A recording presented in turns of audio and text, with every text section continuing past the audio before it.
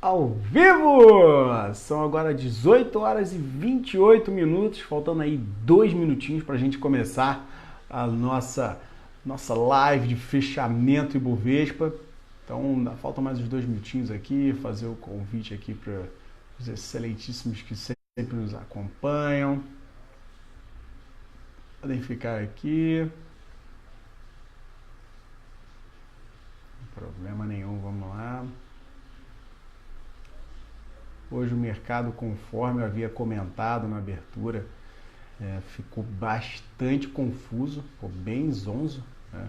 Precisando realmente encontrar um norte, coisa que ele não conseguiu ao longo do dia, e no final aí acabou fechando 0 a 0, né? Conforme a gente já vinha.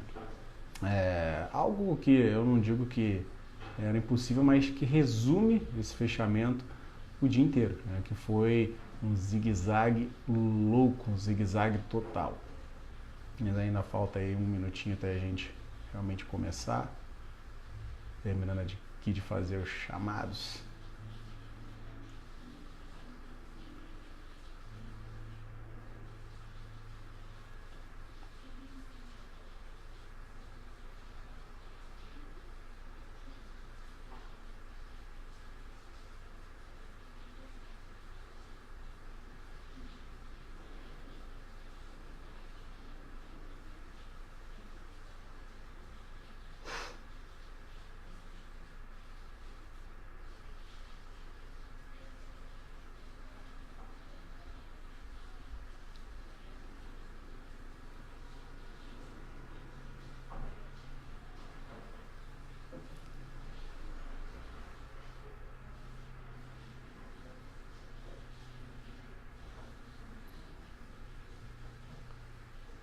Dezoito horas e 30. Agora vamos dar início. Júlio, boa noite. Seja bem-vindo aí ao fechamento, meu camarada. Vamos começar agora. Bem, amigos das redes sociais, amigos e amigas internautas, um excelente boa noite! Eu sou o Márcio Lorega, analista de investimentos, investment coach e economista da Mais Money, e venho trazer para vocês, internautas aí que nos compartilham, que nos assistem em diversas redes sociais, o nosso fechamento do Ibovespa, o nosso fechamento do mercado, com tudo que aconteceu de relevante aqui no Brasil, também no mundo, parte das bolsas mundiais, como que elas rodaram, cenário de commodities, parte eleitoral, de pesquisas, parte gráfica de Bovespa, tudo isso resumido, sem muita conversinha, sem muito blá blá blá, sem gráfico piscando na sua tela, sou eu e você diretamente a partir de agora, combinado? Então, compartilhe, como eu falei, indique a um amigo seu, passe esse conhecimento adiante, essa oportunidade de que você possa também contribuir para a educação financeira e investimento nesse nosso país. É a minha missão, a missão da Mais Money, e também é uma sua de contribuir e compartilhar, beleza? Então vamos diretamente agora aos números. Tivemos o Ibovespa hoje em completo zigue-zague, fechando aos 85.763,95 pontos. Tivemos um volume hoje gigante, conforme eu já tinha comentado na abertura, de que a gente teria um volume gigante por causa do vencimento de índice, o vencimento sobre os contratos de opções de índice, e venceu, e foi um volume muito gigante de 25,14 bi. Por muito pouco a gente não atingiu aquela máxima histórica dos 26 bi, mas ficamos bem próximos. Então, só mesmo agora, retirando a questão de vencimento de opções sobre o índice, colocando somente o que foi de movimento de bolsa de valores, papéis mesmo à vista, a gente ficou com um volume de 14,5 bi, que eu considero excepcional. Então, só para que a galera que não pegou a abertura, eu passo para vocês agora como ficou o novo código para o índice futuro, é agora INDZ18 ou WINZ18. Boa, Julião, vamos que vamos, meu camarada, seja bem-vindo aí. Então, esse agora, o WINZ18 e INDZ18 são os novos códigos de índice futuro para a nossa bolsa. E ela hoje, após esse zigue-zague gigante no intraday, a gente ficou aí dentro do dia circulando, sambando, fazendo tudo que tinha direito. O final 0 a 0 ficou de bom tamanho, com o índice futuro ainda levemente embaixo. Eles fecharam com 0,15 de queda, a gente ficou com 0,05 de alta. E o que fez a gente dar uma azedada era o que o mercado vinha aí com uma expectativa muito grande, que foi o dado que saiu às 3 horas da tarde, relativo à ata do Comitê de Política Monetária norte-americano, que veio mostrando, nessa ata, que todos os delegados, todos aqueles que fazem ali os julgamentos e as análises com relação à economia norte-americana, julgaram conveniente, unanimemente, votarem pelo aumento da taxa de juros ali em setembro. Isso deixa um viés para que agora em dezembro tenhamos um possível aumento, ou seja, uma continuidade do aumento da taxa de juros norte-americana. O que isso quer dizer, Márcio? Isso quer dizer um sinal vermelho bem grande.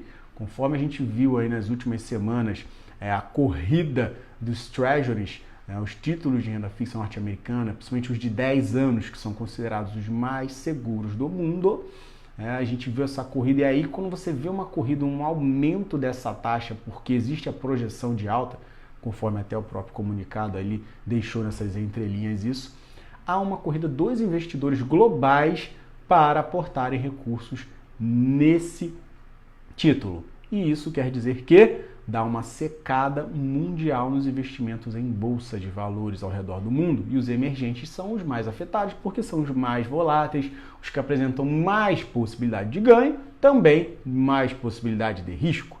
E aí você viu esse comentário às 3 horas da tarde e o resultado foi que a gente começou a perder uma força mais considerável, não que ele já não vinha aí diminuindo o ritmo dele, mas mais consideravelmente a partir ali das 3 horas da tarde a coisa deu uma arriada, mesmo a gente recuperando, a gente chegou a ficar por alguns momentos negativo ao longo do finalzinho do pregão, depois ali no final, praticamente para o fechamento, para o leilão, a gente conseguiu recuperar o fôlego e ficar nesse 0,05 de alta, ou seja, ficamos estáveis.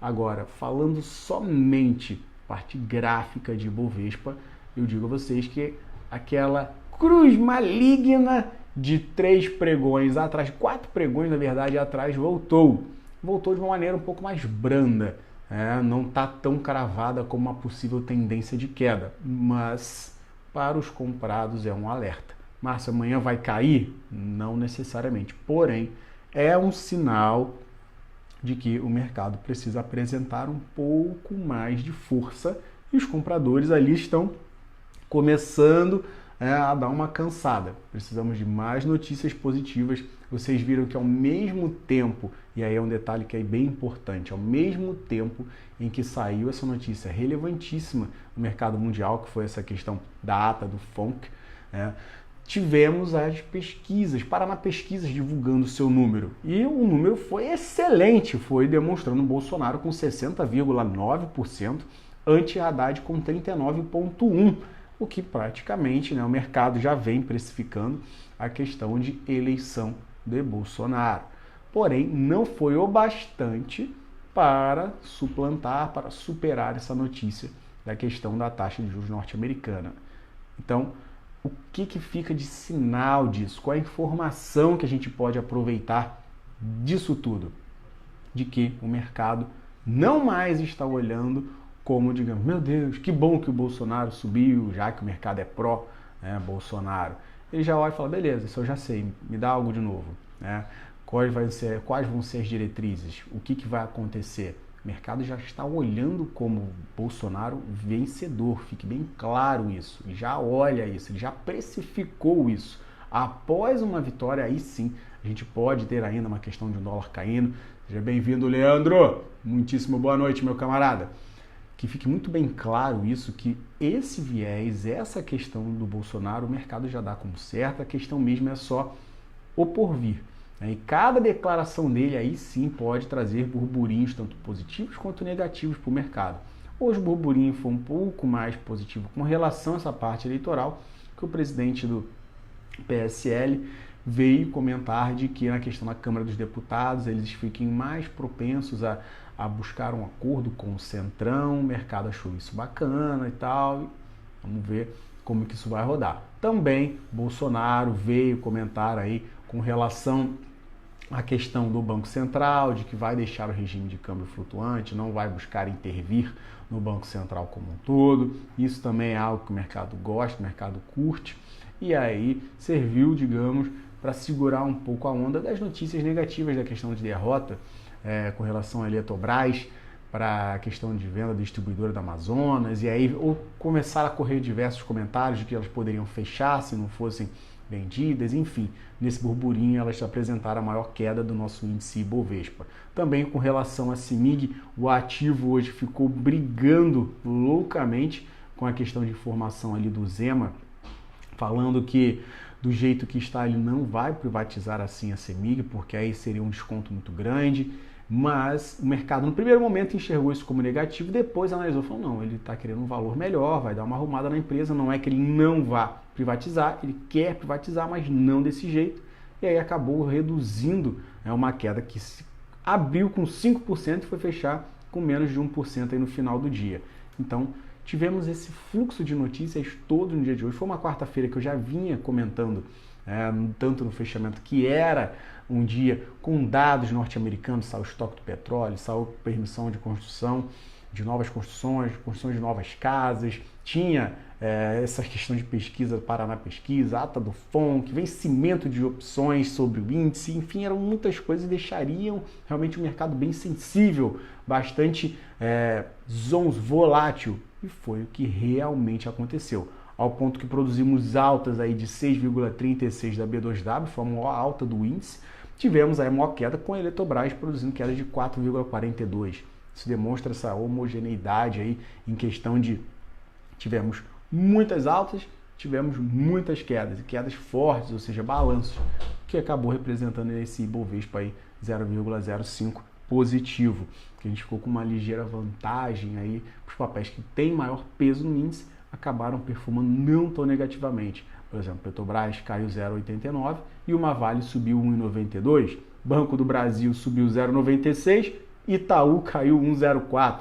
Então isso mostra realmente todo esse enrolo, todo esse enrosco do dia de hoje, que acabou fazendo o nosso índice fechar desta maneira. Agora, falando de dólar comercial, a gente viu aí ele dar sequência ao movimento de queda. Dólar veio fechar o comercial numa queda de 1,02% hoje, encerrando aí a R$ 4,6822. É um número relevante, fechamos abaixo de 3,70.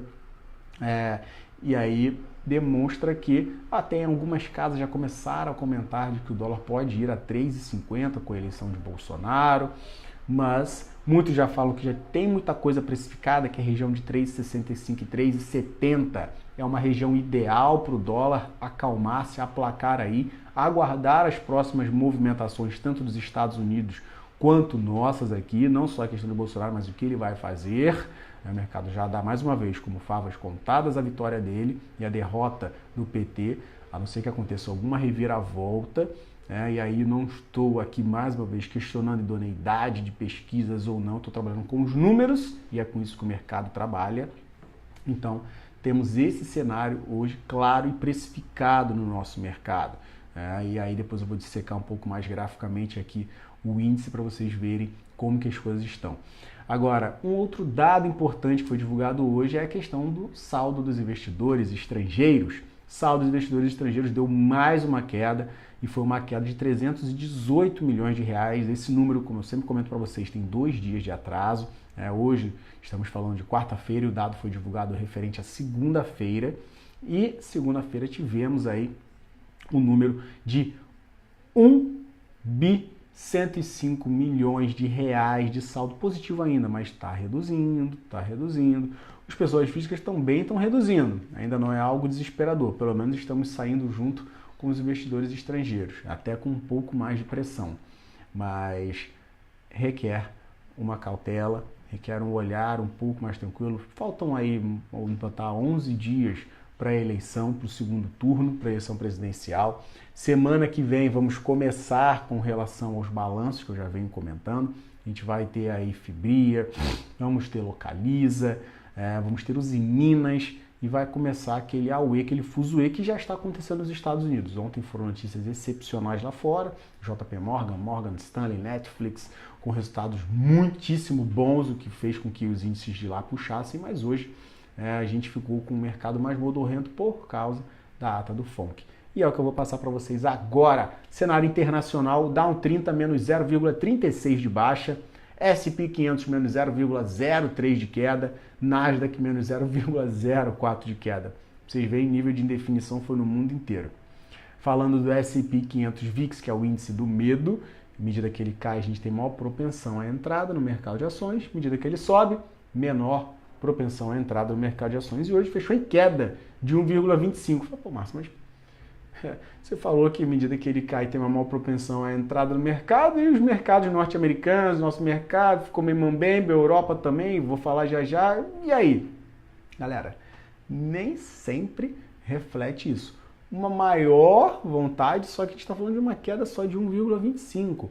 Foram algumas pontuações em alguns ativos, outros não, e nesse saldo ficamos aí com as bolsas levemente em queda, e, digamos aí, levemente negativo o índice do medo, demonstrando que entraram. Mas não entraram assim, com aquela disposição e com aquela vontade que poderiam. Agora com 0,07 de queda e CAC 40 da França 0,54% de queda.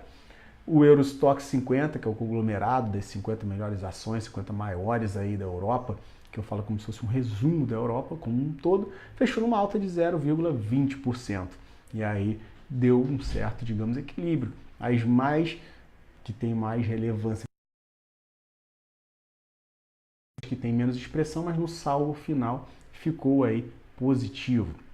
Então rodamos desta maneira com o cenário internacional. Com os dados norte-americanos, 9h30 da matina tivemos aí permissão para novas construções, que veio um dado abaixo do esperado, 1,24 milhões ante 1,27, e permissão à construção de novas casas veio também abaixo do esperado, veio 1,20, esperava-se 1,22.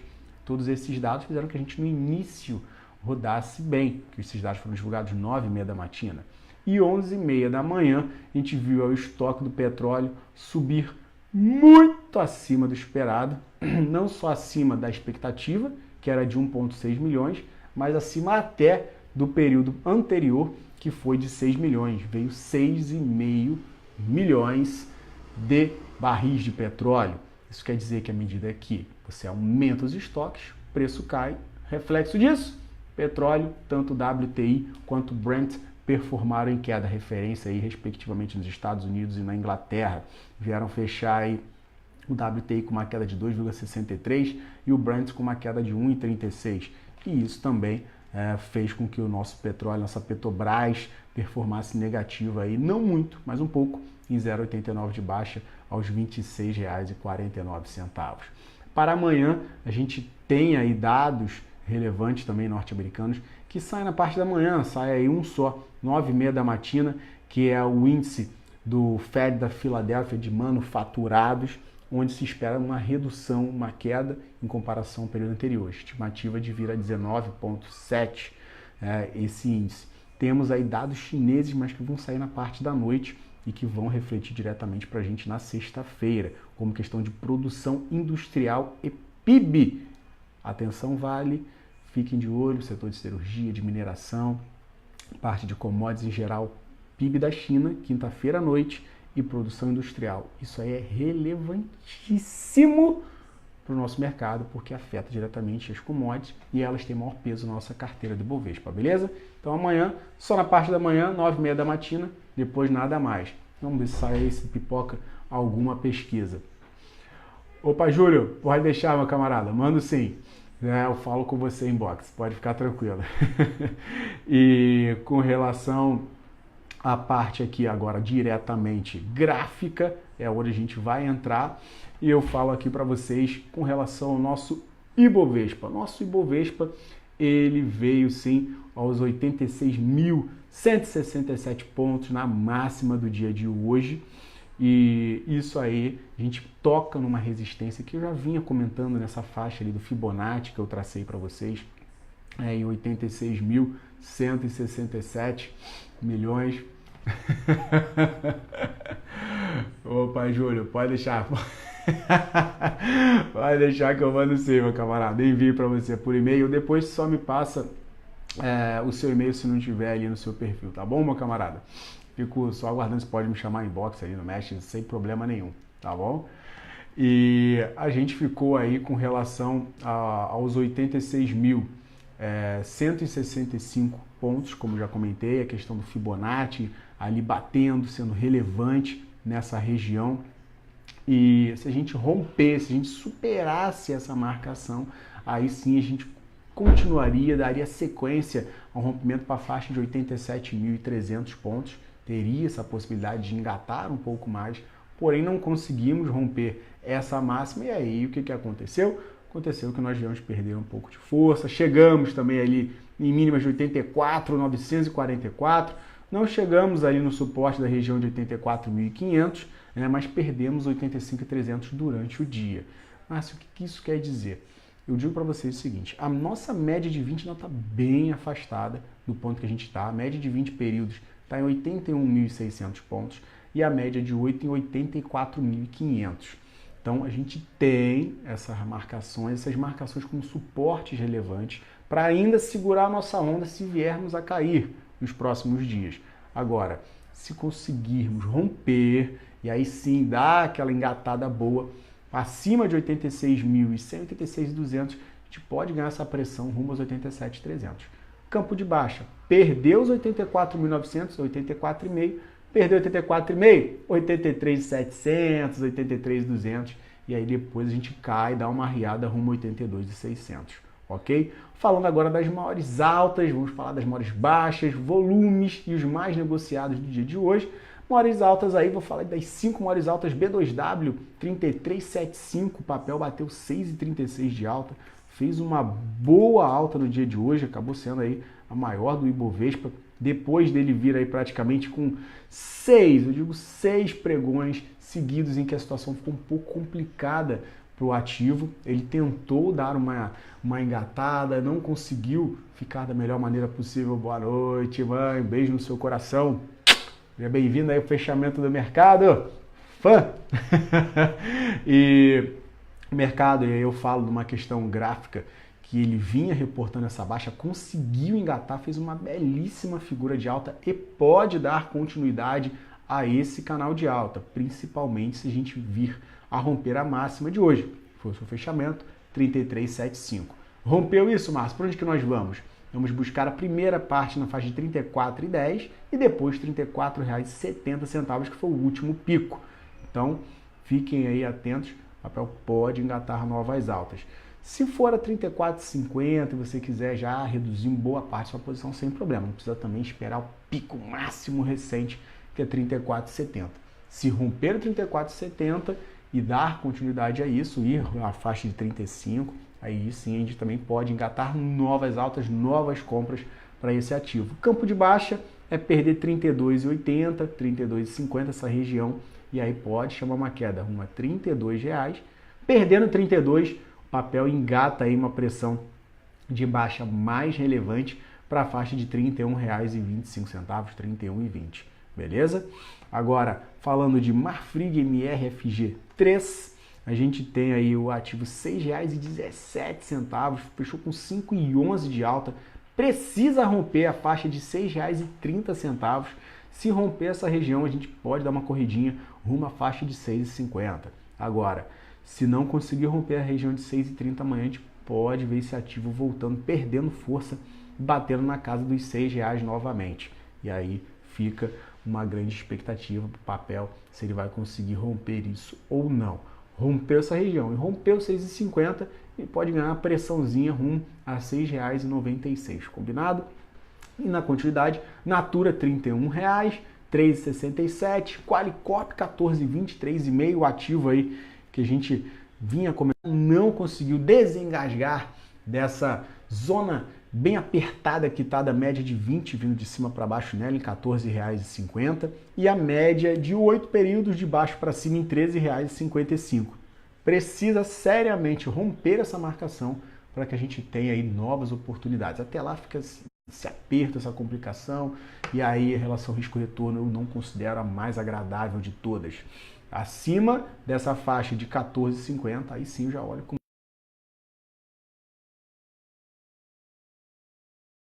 50, chama uma quedinha rumo a 13, e aí também fica bem legal, bem bacana. Nesse meio termo, eu acho um risco que não é os mais interessantes. Boa noite, meu amor. Um beijo no seu coração. Bem-vindo aí ao nosso fechamento do mercado. Aí, falando aqui de Equatorial, também foi uma das maiores altas, R$ 62,12, 3,27.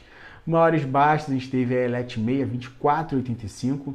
Eu comentei com vocês, a gente fez até uma operaçãozinha nela hoje e tivemos êxito.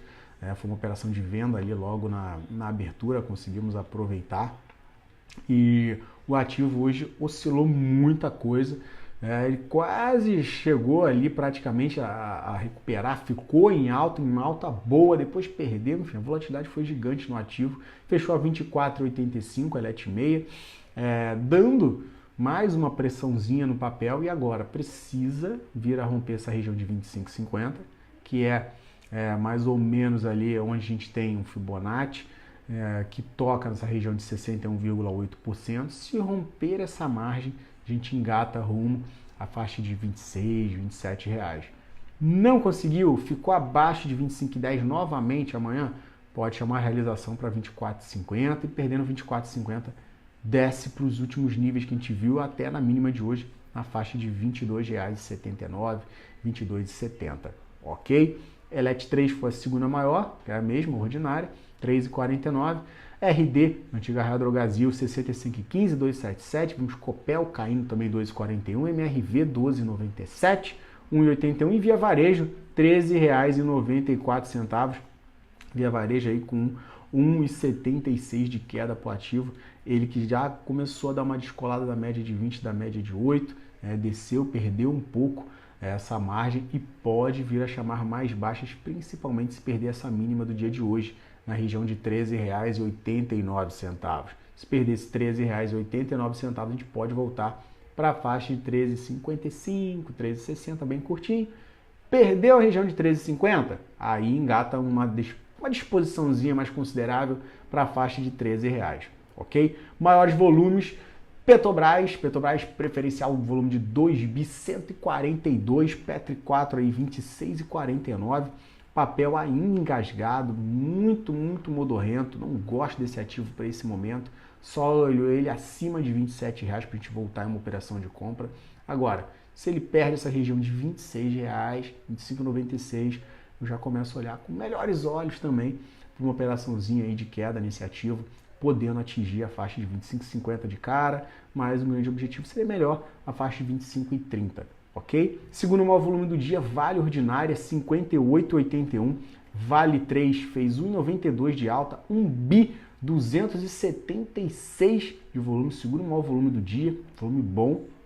Ela foi ali no seu toque na média de 20 períodos de baixo para cima, ou seja, resistência, e aí precisa romper essa região para que se engate novas altas, para que ganhe pressão para a faixa ali de R$ 61, 62, até mesmo o último pico na região de 62,40.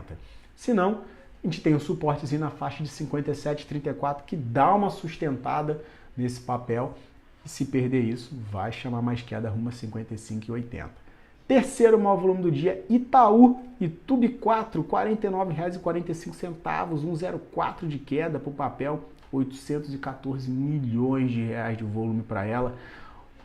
Itaú que deu uma boa sambada, abriu a R$ 49,50, foi a R$ 50, fez a mínima em R$ 49,11 e fechou praticamente aí com 1% de queda, porque ontem ela veio fazer seu fechamento a R$ 49,97. Márcio, o que aconteceu com ela hoje? Galera, sinceramente, hoje foi uma figura de indefinição com um leve viés para queda. Então a gente precisa ver ainda a média de 8 períodos, que está mais próxima dela, está em 48,77, ainda está um pouco distante, deve ajustar amanhã mais uns 20 centavos, vai ficar na região de 48,90, R$ 49,00. Se aí sim perdermos essa faixa de 49, a gente pode chamar uma posiçãozinha de queda um pouco mais generosa para Itaú, podendo retornar até uma faixa de 48, 47,98. Se vir a conseguir romper essa barreira de R$ 50,00 que vem aí se consolidando a 2 pregões, a gente consegue engatar uma pressãozinha bem curtinha, R$ 50,50, e depois aí sim a gente ganha um pouco mais de espaço de margem para R$ 51,00 até R$ 52,10. Beleza? Agora, mais negociadas do dia, top 3, Petrobras, 53.483 negócios, CEMIG 4,1061, mesmo com as notícias relativas ao Zema lá, como eu falei, mais cedo aquele salseiro todo, o ativo conseguiu fechar em 0,74 de baixa e foi o segundo maior número de negócios do dia. Boa noite, Ivan, seja bem-vindo ao fechamento, meu camarada. 43.485 negócios para a CEMIG, ainda precisando romper a região de 10,80 para engatar novas altas. Não conseguiu, Márcio? Foi abaixo de 10,40? Vai chamar uma vendinha para 10,10 até a região de R$ 9,95, R$ 10,05, ok? Terceiro maior número de negócios do dia foi para a Vale Ordinária, 39.521, e esse papel eu já comentei para vocês hoje. Galera, eram essas informações para passar para vocês.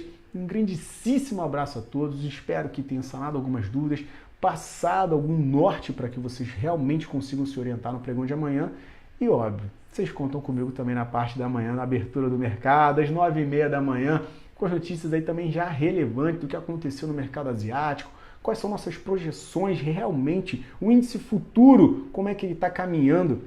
E aí com isso a gente já consegue também já ter uma noção um pouco mais clara. Mas óbvio, o fechamento serve para que vocês já peguem a canetinha, deem aquela anotada, já separem os ativos, deem uma estudada, que é importante sempre dar uma estudada um dia antes no mercado, cabeça fria, tranquila, cabecinha de gelo, para que amanhã vocês consigam já entrar serenos, tranquilos e cientes do que fazer e como fazer, sem precisar ficar mudando os planos ao longo do dia, né? Aquela loucura. Aí não, vou aumentar um pouquinho meu stop, não, vou reduzir aqui uma... Chega disso.